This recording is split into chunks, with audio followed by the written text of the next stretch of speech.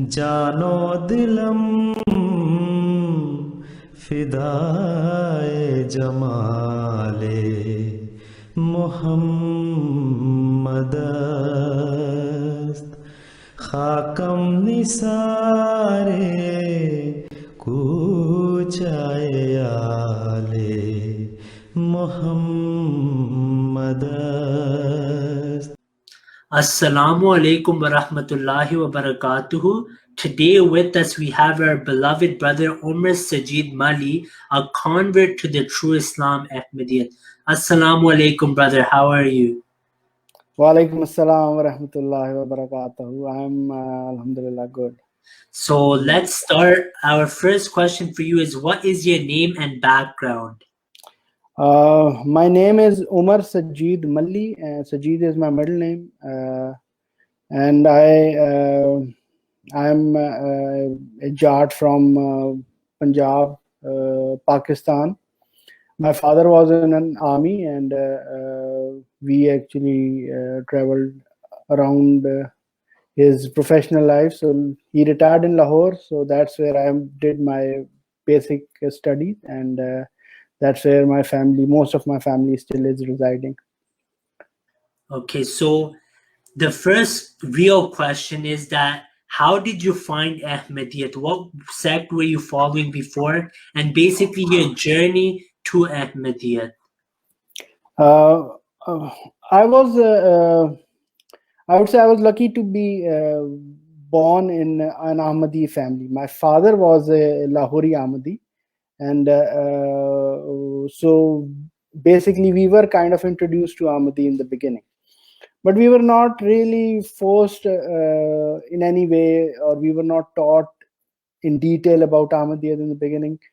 So I was not really into religion at all. So actually, I'll give you an example. One of my friends in my when I was in 8th grade, he actually his family was really anti-Ahmadi, and I wasn't really sure about Ahmadiyya then.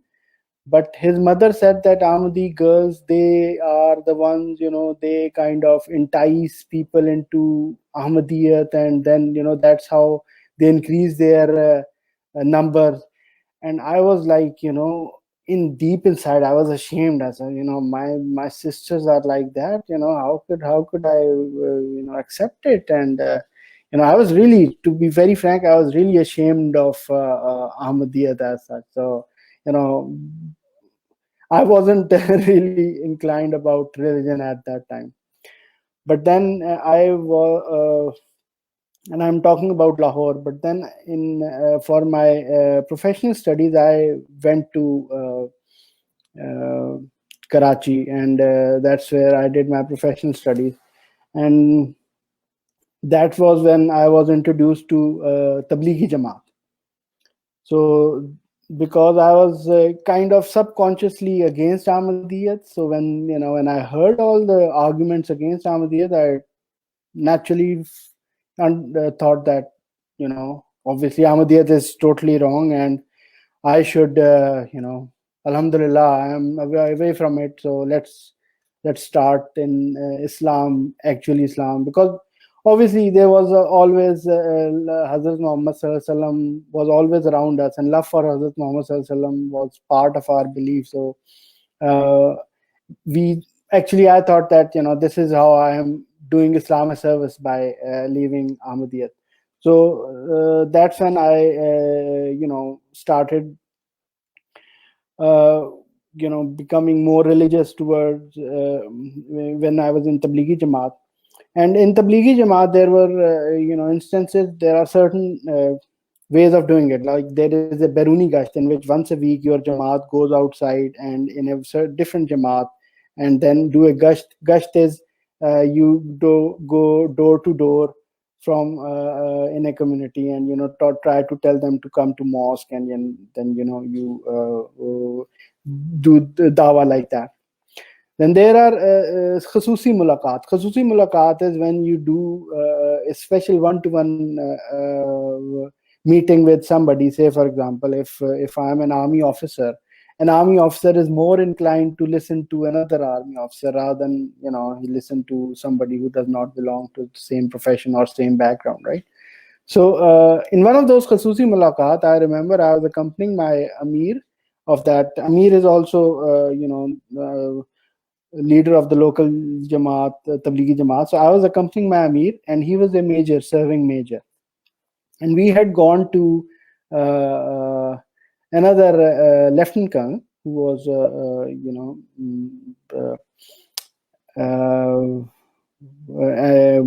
a Muslim, and basically we wanted him to come to mosque and join Tablighi Jamaat, and and we were discussing. And during that discussion, he talked about Ahmadiyyat. And he said, and I actually have this frame now. He said this couplet. Now he wasn't an Ahmadi. It was Badas Khuda Bashke Muhammad Mukhammareem Gar Kufri Buwad Bakhuda Sakht Kafirim. Now he said that this shows the love of Hazrat Mirza Ghulam Ahmad Qadiani. He did not say Hazrat. He said this shows the love of Mirza Ghulam Ahmad Qadiani for Hazrat Muhammad Sallallahu Alaihi Wasallam, and this is a brilliant couplet, and but then Shaitan took him away, but he, this is how you can feel how much love he had for Prophet, and just simple love for Prophet does not mean you're on the right path, something like that. So we had a discussion with him, but this thing clicked in my mind that that how can this is such a beautiful couplet, and I really felt it and I realized that this shows the love of Hazrat Masih Maud alayhi salatu wasalam. Then why did he lost his way and went astray? So then I started seriously working on how why are Ahmadis not right, and why how can we make sure that their arguments are we can invalidate their arguments. So I went to everywhere. I went to Tablighi Jamaat ulamas, and then I went to Khatm Nabuwat ulamas, and that was my worst experience in life. The way they abused, and I said, you can't abuse anybody into Islam, and you can't convince anybody into a religion by abusing someone else. This is this is conversion of hate. You have to convert out of love. So I tried my level best to stay away from Ahmadiyyat, because in my opinion Ahmadiyyat was wrong, but the problem was nobody could give me proper answers which could actually satisfy me. At the end of the day, the arguments would be either to let's not discuss this. This is something which is going to affect our iman. हमारा ईमान खतरे में पड़ जाएगा, और ये बातें क्या नाम है इसका, ये आपको राह खुदा से हटा देंगी. Now, for somebody who is being a scientific man, reason, logic has to be there. If अगर आप किसी चीज को discuss नहीं कर सकते, so that means you don't have the conviction to defend it. You don't know it in detail enough. So मैं मतलब है कि इस चीज को बड़ा मतलब है कि मेरे अंदर एक तजब्जुब और मेरा there was infighting in me कि मैं क्या नाम है इसका, मुझे I need to find good answers for these questions. And then I started reading Quran Pak with translation. When you read Quran Pak with translation, the thing with Quran Pak is that it repeatedly says that it is a guidance for somebody who is a believer, who is honest in his quest, who does not have any biases when reading this text or trying to understand this text. If you have these conditions, if you are gonna reach Quran Pak with justice, you will definitely be guided with truth, with no preconceived biases.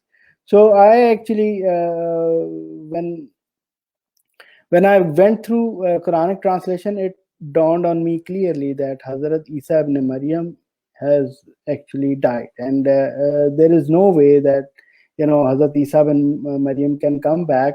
While I can say that these ayat of Quran Pak can be read in the same way. Like for example, if an ayat says that he is Isa ibn Maryam who has been deputed for Banu Israel, how can I read that ayat? When Hazrat Isa ibn Maryam actually has come down on Ummat Muhammadi. And also, when it's Hazrat Isa alayhi salam argues to Allah Ta'ala that, when till I was here, I told them not to do Trinity, but when I died, you were responsible. How can then Hazrat Isa alayhi salam say that, I didn't know, because he came back and he would actually see Christianity with all those wrong beliefs. So anyways, that actually told me that, I need to realize that there's a possibility that Ahmadiyyat have an argument.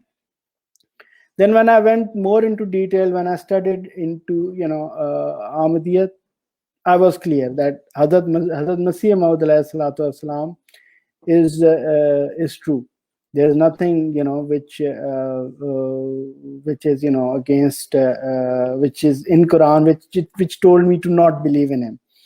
So I did my bath along with my wife in 2005 for Lahori Jamaat first.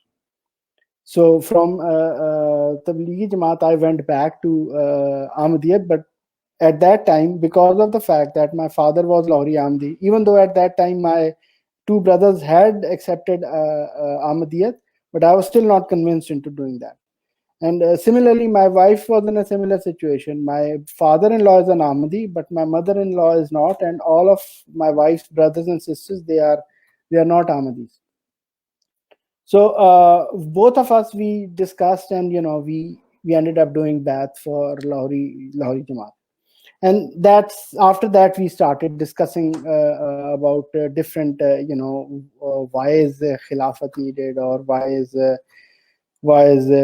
Khalifa important and everything. And I thought belief in Hazrat Masih Maud is important, because Hazrat Pak Sallallahu Alaihi Wasallam has said that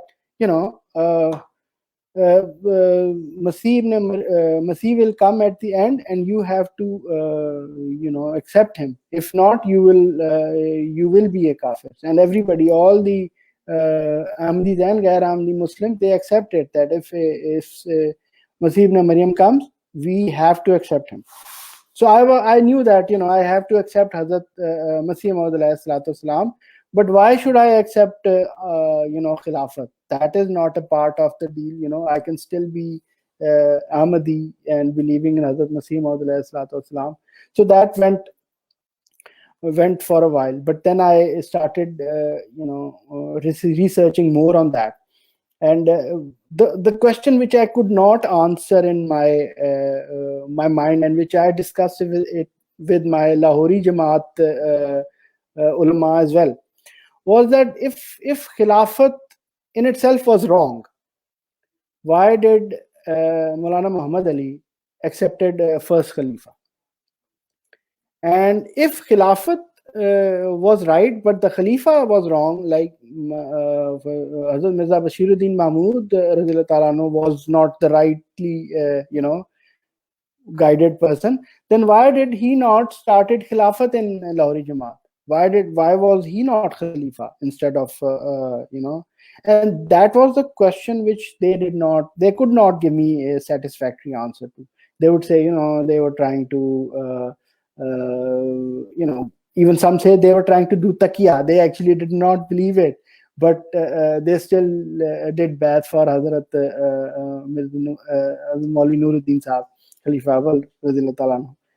So that actually was kind of something which I could not get my head around. So I kept on discussing that, and I'm talking that in 2005 I was kind of convinced about Ahmadiyyat, but after that, around 2008 time, I was kind of mentally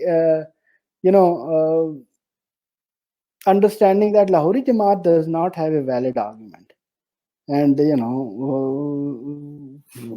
Qadiani Jamaat has a valid, better argument than them.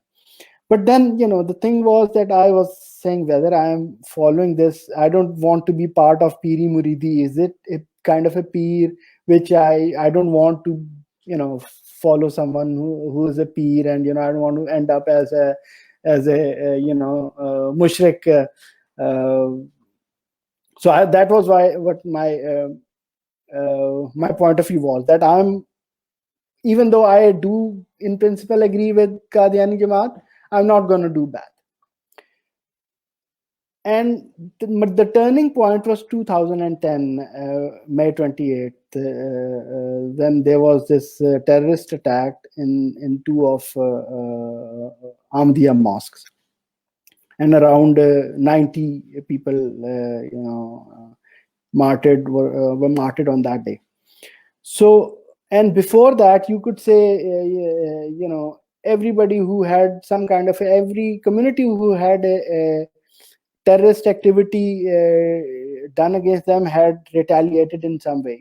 Even Christians who were supposedly not very aggressive were out, because a month or a couple of months before that there was this incident in which there were some Christian houses were burned, so they came out and protested. But the next day I saw the best kind of response to a terrorist attack, and I saw that nobody is out protesting. Everybody is praying. The Khalifa Khamis at that time contacted every family, told them to pray, and told them that he's praying for them, and then I saw all the TV. They were trying to go and to Rabwa and see how everything is, but they were absolutely organized. There was no riots, there was nothing, and they were like, what kind of a community is this? So that's when I realized that this is only possible if you have one divinely guided leadership. That was when I realized that Ahmadiyya is successful also because of Hazrat Masih Maud alayhi salatu wasalam, but right now it is successful because of Khilafat. Khalifa is that blessing which nobody else, no other Jamaat in the world has. So that's when me and my wife, we decided, and that's when we did that.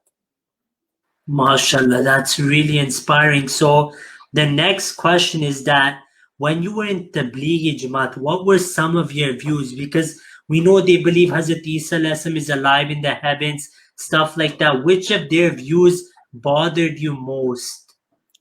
Which of the Ahmadis' views bothered me the most? The Tablighi Jamaat views. And then what change happened when you came into Ahmadiyya?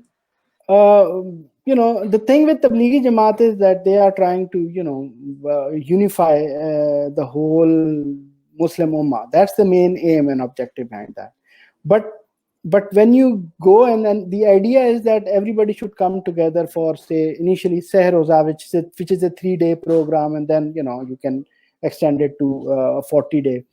But the idea is that there is in the back end there is a Deobandi Maktaba Fikr. So at the end of the day, they are trying everybody to come together on one platform, but then they are trying to change that platform subconsciously into Deobandi. So I realized that in Tablighi Jamaat, eventually I will have to become Deobandi, because that's how everything is practically done there. Because if you are Brelvi, you are you are considered mushrik. But if you are Ahl Hadith, you will consider their practices mushrik. And so I actually realized that there's the main difference is I have to choose between Deobandi and Ahmadiyya. So there were different arguments which they would put, because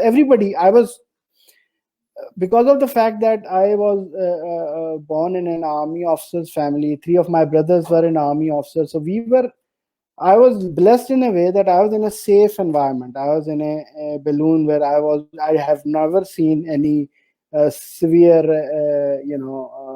people trying to, persecution in a way. But at that time, I was in a safe environment, and I was kind of sure of, nobody's going to harm me in any way. So I was kind of,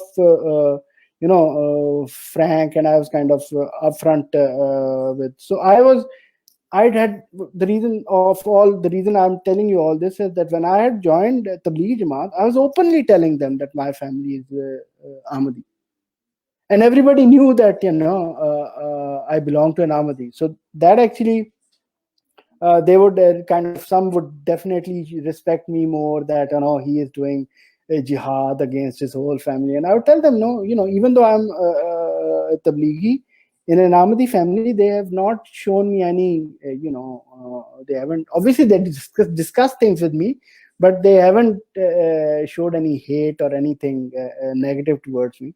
And I would actually talk to them that they are normal people, and there are so many things which they were wrong ideas. Like, for example, there's an idea that there's a paradise in Rabwa in which you get hoor, and you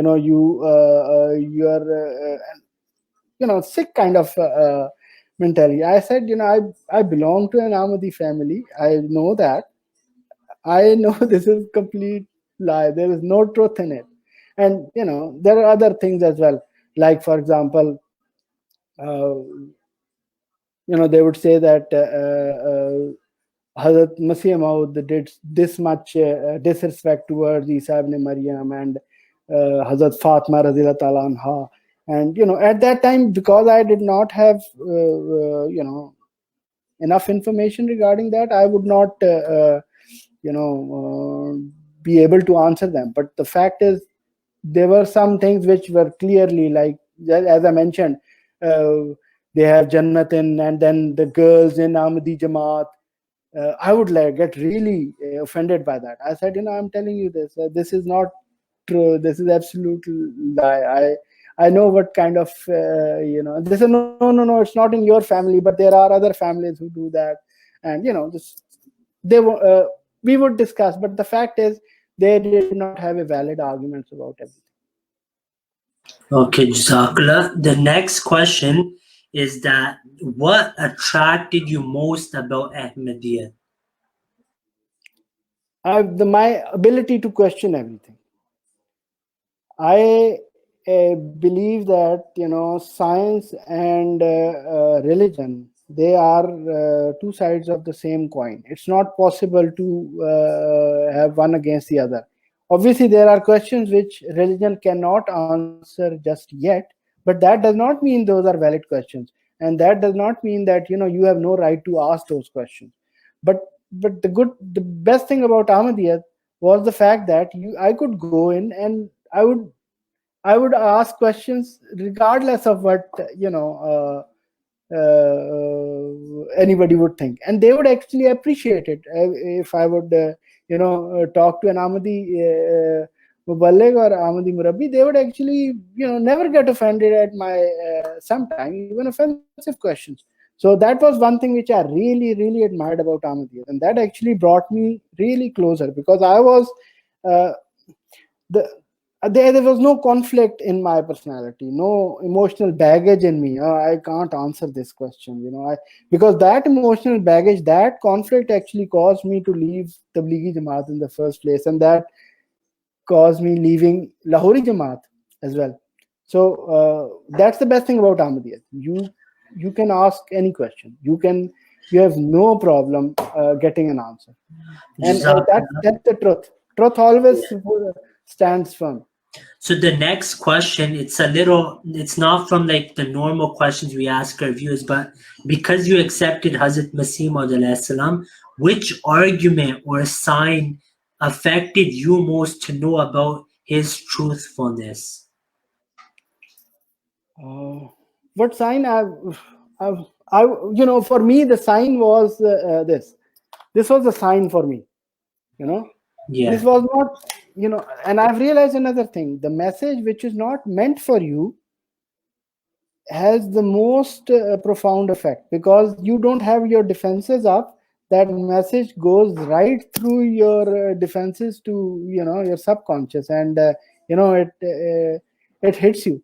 So this was the actual reason, that's when I realized that somebody who loves Hazrat Muhammad sallallahu alaihi wasallam to such a level, you have to listen to him at least. And then when you start reading what Hazrat Masih Maud Wasalam said, there is nothing which which goes against Quran Pak or Hadith Mubaraka. You actually realize what beautiful religion Islam is. So, which books would you recommend the non-Ahmadi Muslims to read if you had to choose one book, and why? I would say start reading. In my opinion, I would say if you can read Urdu, start reading from the back up. Small little books are easier to read and easier to comprehend. The books which he wrote in the beginning, Barahina Ahmadiyya, they are really sakil, they're really tough Urdu to comprehend, and it's hard for you to understand the level of intellect shown in those pages. So I would recommend that start reading from the back. But before you start doing that, read Philosophy and the Teaching of Islam. That is one book which I would definitely recommend. That will give you a bird's eye view of how Hazrat Masih Maud salam presented Islam in front of the world. But like one of the people who said, who pointed out that Hazrat Masih Maud salam ye Angrez ka khud kashta pauda hai. I mean, he's a British agent. And the proof is this Tofa Kaisariya, this book. And I read that book, and I said, nobody has the courage to go and give dawa to Queen Victoria. None of these religious leader has the courage to do that. And Hazrat Masih Maud did this exactly the way Quran tells Hazrat Musa alayhi salatu wasalam to talk to Firaun. In a way that is rightfully the right way to talk to kings and queens. Perfect, mashallah, that's really true. The next question is, since you're from Lahori background, then you went to Tablighi Jamaat, then back to Lahori, then to Ahmadiyyat. One of the problems with Lahoris is that they don't have Khilafat. So if you can give them a message about the importance of Khilafat and why they should do bad of Hazrat Mirza Masroor Ahmad, may Allah strengthen his hands. I think they know it by now that Lahori Jamaat, anybody who has even a little bit honesty, justice in their mind, know it by now. It has been 120 years around since Jamaat, actually the split has happened. Sorry, 100 years. I think it was 1918 when the split happened, right? So at around 100 years, and you can see where Qadiani Jamaat is and where Lahori Jamaat is. These are the Allah Ta'ala does not support anyone who is not truthful. Let's just put it this way. And I know that with our limited resources and in not very strong efforts, all our energies are focused and they synergize, and we do eventually big things only because there is one Khalifa who is guiding us. That actually is a blessing which there is nobody else in the world has that. So at least give it a serious thought, read about it, and you will and actually there's a book, Khilafat Minhaj an-Nubuwah, by Hazrat Khalifa Hazrat Muslim Maud radhiyallahu anhu, and I would recommend they read that book. They would actually get an idea of and now you're in hindsight, you can see how Hazrat Muslim Maud radhiyallahu anhu said those things and practically did those things which he wanted to do at that time when nobody was there to help him. Jazakallah, really inspirational. So the last question is if you can give a message to the anti-Ahmadis and what they should do and how they should change their approach in reading the books of the promised Messiah. I want you to tell, I want you to, with your platform, I want to say one thing. Anti-Ahmadis, they love Hazrat Muhammad sallallahu alaihi wasallam. They hate Ahmadis only because they think that we have done some disservice, or Hazrat Masih Maud wasalam has done some disservice to Hazrat Muhammad sallallahu alaihi wasallam, and that is that is something which I have seen with my own eyes.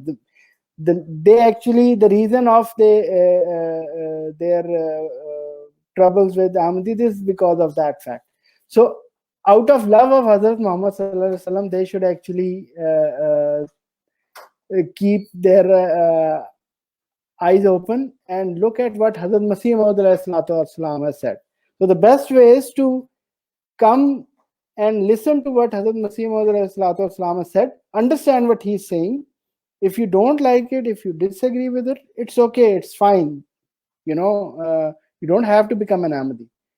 But if somebody has claimed to be Masih Maud and you are waiting for Hazrat Isa ibn Maryam, and he's the only claimant, at least give him a shot. Listen to him. If you disagree, okay. Okay, Jazakallah for your time. In the end, we pray that Allah guides all Muslims to the true Islam and enables them to read the books of the promised Messiah. Jazakallah, brother. Ameen, ameen, ameen. Jazakumullah ta'ala. If you have not yet subscribed, make sure to subscribe and click on the bell icon so you can get notifications for every new video. Also make sure to like and comment on the video and follow on Twitter and Instagram.